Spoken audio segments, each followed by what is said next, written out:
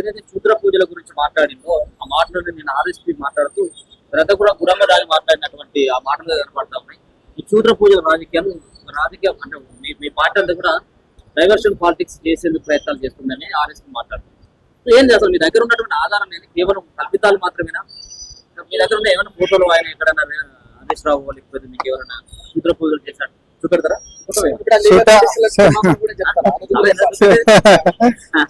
ఇప్పుడు సుట్టంతా తిప్పి సుత్తి చెప్పిండే ఆర్ఎస్పీ గాని సమాధానం చెప్పలే. ఓ ఇంత కూడా ప్రెస్ మీట్ పెట్టిండు. అందరూ ఏమనుకున్నారంటే ఏదో చెప్తాడేమో, నిజంగా హరీష్ రావు గిట్ట అడిగిపోయి ఏమైనా చేసిన సంగతి చెప్తాడేమో, దీంట్లో తప్పేముంది మేము చేసినటువంటి పూజలలో అంటాడేమో అని అనుకున్నాం. సుత్తి ఓన్లీ డబ్బా అలా కాడ మార్కులు కొట్టేయడానికి ఈయన యొక్క పర్ఫార్మెన్స్ తప్ప అంతకు మించి పెద్దగా ఏం లేదు. ఆ పార్టీలో జాయిన్ అయిపోయినప్పటి నుంచి నా పర్ఫార్మర్ మాత్రమే అయింది తప్ప అంతకు మించి పెద్దగా నిజ రాజకీయాలలో పర్ఫార్మ్ చేస్తున్నటువంటి పరిస్థితి ఏం లేదు. నా ప్రశ్న చాలా సూటిగా అడిగిన, నేను తేదీలు చెప్పిన, నేను ఆ యొక్క ప్రాంతాల పేరు చెప్పిన, నువ్వు వాడికి ఎందుకు పోయినావో చెప్పిన, నువ్వు వాడికి దేనికోసం పోయినావు అని అంటే నేను దానికి ఒక రీజన్ కూడా చెప్పిన. ఏమని? నువ్వు గుడికి పోతావు లేకపోతే నువ్వు గుడికి పోతావు, మనం ఎక్కడ పోయినా కూడా లోక కళ్యాణం కోసం దైవభక్తితో పోయినప్పుడు బాగా చెప్తా మనం గుడి బయటికి వచ్చి మనం చెప్పుకుంటాం. ఫస్ట్ మనం అందరం గుర్తుపెట్టుకోవాల్సినటువంటి విషయం ఏంటంటే, సాధారణ వ్యక్తులు ఎవరో ఏవో చేసుకుంటున్నా మనం ఇవన్నీ చర్చించాం. ఒక ప్రజాప్రతినిధి అయినప్పుడు, రాష్ట్రంలో అతి క్రియాశీలక పదవులలో మీరు ఉంటున్నప్పుడు, పొద్దున లేస్తే అబద్ధాలతోటి ప్రభుత్వం మీద విరుచుకు పడుతున్నప్పుడు మీరు చేసేటటువంటి చీకటి పూజలు ఏవైతే ఉన్నాయో, క్షుద్ర పూజలు ఏవైతే ఉన్నాయో, ఇది ప్రజల యొక్క ఆలోచనలని ఎంతసేపు వెనకకి నెట్టేసేటటువంటిది. అంటే మీ రాజకీయ కుతంత్రాలు వర్కౌట్ అవుతలేవు అని చెప్పి తంత్రాలకు పోయినటువంటి పరిస్థితి నేను చెప్పిన. నువ్వు కాదని చెప్పాను, నేను తేదీలు చెప్పిన. ఫస్ట్ అసలు మొత్తమే ఖండించారు. నేను తేదీలు చెప్పిన, లేదు నేను పలానా తేదీ కా గుడికి పోలే ఇంకో కాడి గుడికి పోయినావా అని అంటే మళ్ళీ మీరు నా కాడికి వస్తారు కదా. ఆయన గుడికే పోలేదంటే నువ్వెట్లా అంటున్నావు రామ్మోహన్ రెడ్డి గారు అని అప్పుడు జవాబు చెప్తానన్నా. నేను 4 గోడల మధ్యలో మీ అందరి చెవులలో చెప్పలేదే, నేను మీడియా ముందుకు వచ్చి చెప్పిన. గతంలో కవిత గారు లేఖ రాష్ట్ర సంగతి కూడా మీడియా ముందుకు వచ్చే చెప్పిన. అర్ధరాత్రి కూడా కాదు. నేను ఒకటే, మరి అదే హరీష్ రావు గారు అడగారు, ఏం పూజలు చేసినావు సార్? ఇప్పుడు తాడిచెట్టు కింద కూర్చొని పాల్దాయని అంటే నమ్ముతావాను? నువ్వు పోయినటువంటి గుడి ఏంటిది, నువ్వు పోయినటువంటి రోజు ఏంటిది, నువ్వు చేసినటువంటి పూజ సమయం ఏంటిది, ఆ సమయంలో ఎట్లాంటి పూజలు చేస్తారు అనేటటువంటిది ఇప్పుడు చర్చకు వచ్చినప్పుడు తాడిచెట్టు కింద కూర్చొని పాల్దాయని అంటే నువ్వు నమ్ముతావా? నేనేమంటున్నా, ఆ సిచ్యువేషన్ ఏంటిది, నువ్వు దేనికోసం పోయినావు? నార్మల్ గా చిన్న బతుకమ్మ కాడికి పోయినా, లేకపోతే బోనాల కాడికి పోయినా, లేకపోతే ఇంకో గుడి కాడికి పోయినా హరీష్ రావు గారి యొక్క సోషల్ మీడియా ప్రతి నిమిషం అప్డేట్ చేసుకుంటుంటది. అట్లాంటిది మనిషి అట్లా అని చెప్పి మనిషి అన్ని రోజులు పూజలు చేసుకున్నప్పుడు ఎవరికి ప్రపంచానికి తెలియకుండా గుట్టు చప్పుడు కాకుండా ఎందుకు చేసుకున్నావు? ఇది ఒక ప్రశ్నకు మీరు జవాబు చెప్పండి. ఇంకొకటి, ఇమ్మీడియట్ గా పాపం దాసోజు శ్రవణ్ గారు మంచోడు, ఆయన వచ్చేసి నేను డిఫెన్స్ లోకి రాహుల్ గాంధీ గారి బొమ్మ ఒక దిక్కు పట్టుకున్నాడు, ముఖ్యమంత్రి విజయ్ గారి బొమ్మ ఇంకొక దిక్కు పట్టుకున్నాడు. శ్రవణ్ గారికి నేను తెలియజేసుకుంటుంది ఏంటంటే, గుడులకు పోయొచ్చినాం అనేటటువంటిది బాగా చెప్తాం. మా సామాజిక మాధ్యమాలలో మా నేతలు పెట్టుకున్నటువంటిది. ఎందుకంటే పారదర్శకంగా ప్రజల కోసం పోయి మొక్కుకున్నాం కాబట్టి అట్లా పెట్టుకుంటాం, సీక్రెట్లు ఉండవు, అట్లా ఫోటోలు ఇస్తాం. మరి అదే ఫోటోలతో పాటు హరీష్ రావు గారి ఫోటోలు కూడా పెడితే పంచాయతీ అయిపోవు కదా. హరీష్ రావు గారి ఫోటోలు ఎందుకు పెట్టలేదు? మీరు రాహుల్ గాంధీ గారు కూడా పోయిండ్రు, చూడు ఫోటో పెట్టిండ్రు అని అన్నారు. ఆ గుడి కాదు, వేరే గుడి, దేవునికి ముఖ్యది పెట్టిన ఫోటో పెట్టిండ్రు. ముఖ్యమంత్రి తమిళనాడు కొత్త ముఖ్యమంత్రి విజయ్ గారి గుడి ఒక ఫోటో ఉంది చూడు అని అన్నారు. అట్లంటే గోల మెడిటేషన్ చేసుకుంటే నరేంద్ర మోడీ గారి ఫోటో కూడా ఉంటది. అలా సీక్రెట్ ఏం లేదు, అలా సీక్రెట్ గా చేసింది ఏం లేదు కాబట్టి ఇట్లా ఫోటోలు ఉంటాయి. హరీష్ రావు గారి ఫోటోలు ఎందుకు లేవు?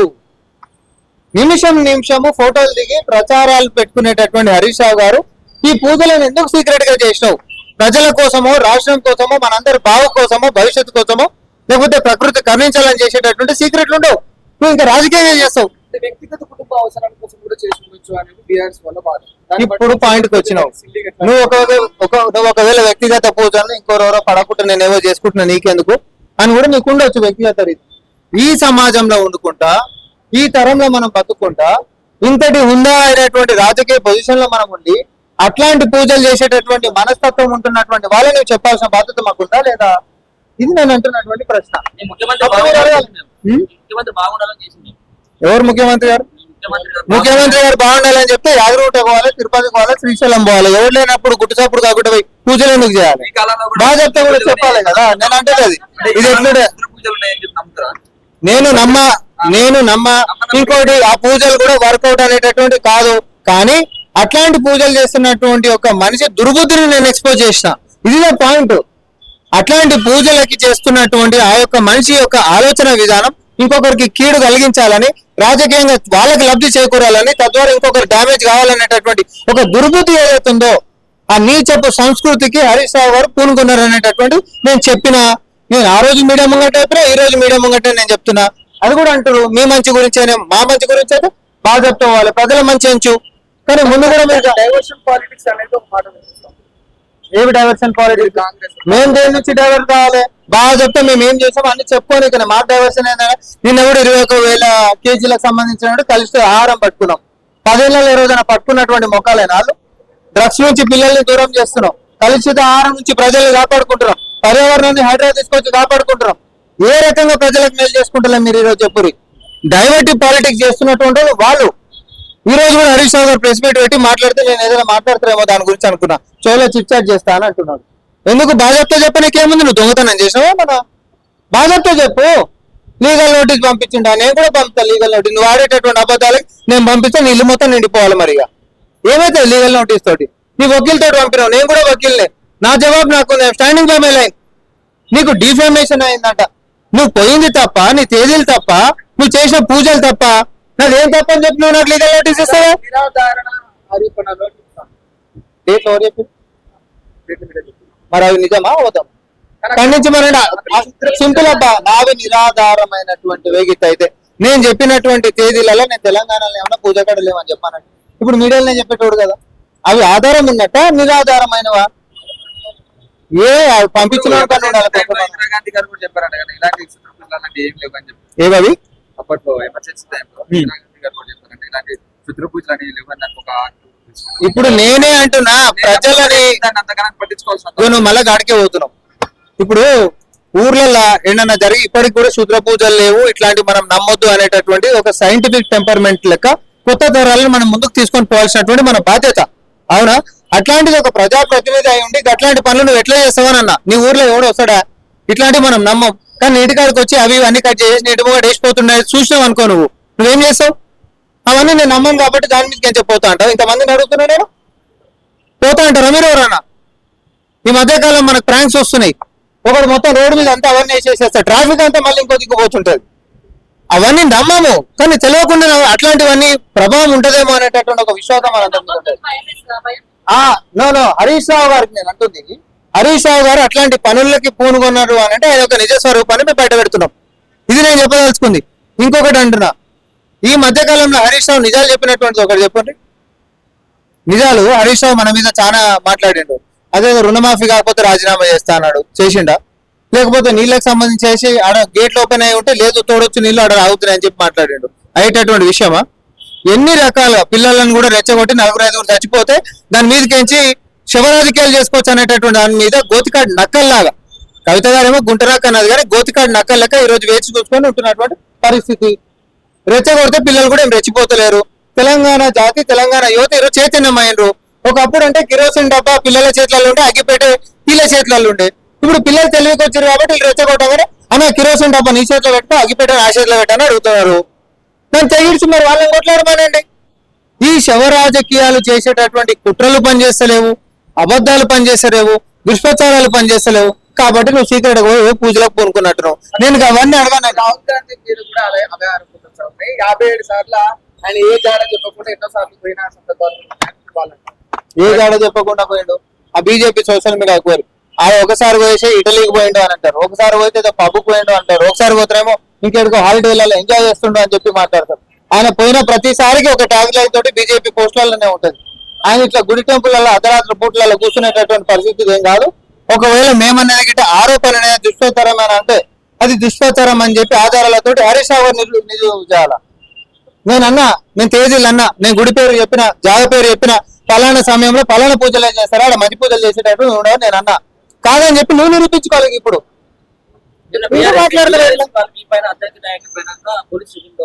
కంప్లీట్ చేయడం జరిగింది. క్షమాపణ చెప్పకపోయినట్టు బయటికి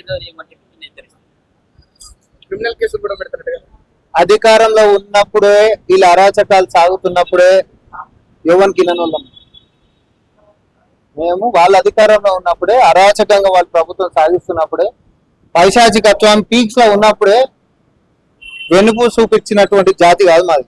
కాంగ్రెస్ పార్టీ రక్తం ఇది. ఇట్లాంటి కప్పగంతలకి, ఇట్లాంటి పిచ్చి పిచ్చి అరుపులకి, ఇట్లాంటి పిచ్చి పిచ్చి హెచ్చరికలకి బెదిరేటోళ్ళం కాదు. గన్ను పట్టుకుంటేనో కట్టె పట్టుకునో ధైర్యం అనుకునేటటువంటి ఈ పిరికి పందలకి, గన్నులకు ఎదురుగా పోయేటటువంటి మాకు చాలా తేడా ఉంటుంది. ధైర్యం అంటే ఏంటిది అనేది మాకు ఆడికించడంతో నేర్చుకోవాలి, కొంచెమన్నా బాగుపడతాం. చేసేది లంగపాని, దానికి వెనకాలకించి వచ్చి నాయకుడు కాడ మన్ననలు పొందడానికి ప్రతి పనికి మానవుడు వచ్చి మాట్లాడుతూ ఉండే. నేను అంటున్నా దానికి జవాబు అడగరాదురా మీ నాయకుడిని. సార్ ఊకే మనం వాళ్ళతో ఎందుకు మాటలు పడాలి సార్, అదేదో చెప్పరాదురు అని చెప్పాడు గురి. మీ చిత్తశుద్ధి ఎందుకు తెలిసిపోతుంది. ప్రతి అడ్డమైన వచ్చేసేసి మాట్లాడుకుంటా ఈరోజు ఏమంటారు సోషల్ మీడియాలో నన్ను ఏదో అఘోర లెక్క నన్నే తయారు చేశారు. అదేదో దాన్ని లీడర్ని చేసుకుంటే సరిపోదా, నన్ను తయారు చేశారు. మంచిగా ఉంది ఫోటో అది కూడా. కానీ నాకు కూడా సినిమాలలో అవకాశం ఇస్తే బాగానే రాణించేటట్టే ఉంది. నేను కూడా కొన్ని అట్లా కూడా చూడు. ఏం చెప్తున్నాను ఫైనల్ గా ఉమ్? ఇందులో వాస్తవాలు ఉన్నాయని బయట చెప్పి పెట్టారు. ఒకటి హరీష్ రావు గారు దీని మీద స్పందించకుండా తప్పించుకొని పోతే మేము చేసినటువంటి ఆరోపణలు మొత్తం 100% నిజం అనేటట్టు మేము చెప్పాల్సిన అవసరం లేదు. మీరే నమ్ముతారు కదా. కానీ ఆ ఫోటోలు కాదనేటటువంటిది కాదనేటట్టు నీకు ఉత్సాహం బాగుంది. నువ్వు కాదు ఆయనని ఫస్ట్ చెప్పానురి.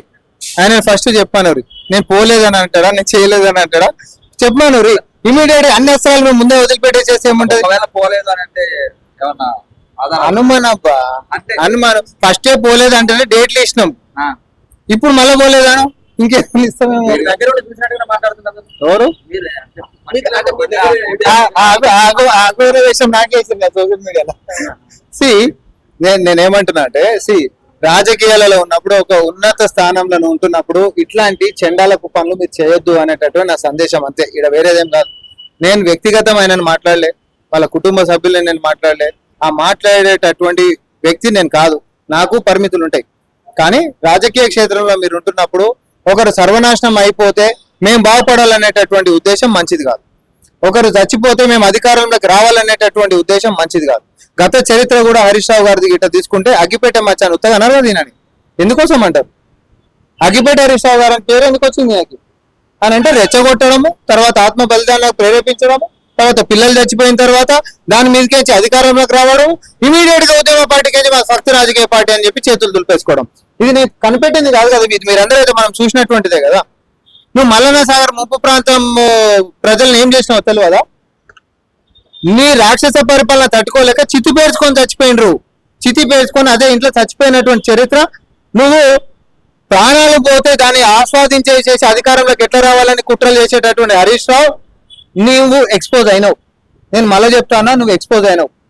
నువ్వు క్షమాపణ అని అంటున్నావు. నీ జేజం వచ్చినా నీకు క్షమాపణలు చెప్పేటాడు ఎవడు ఉండడు.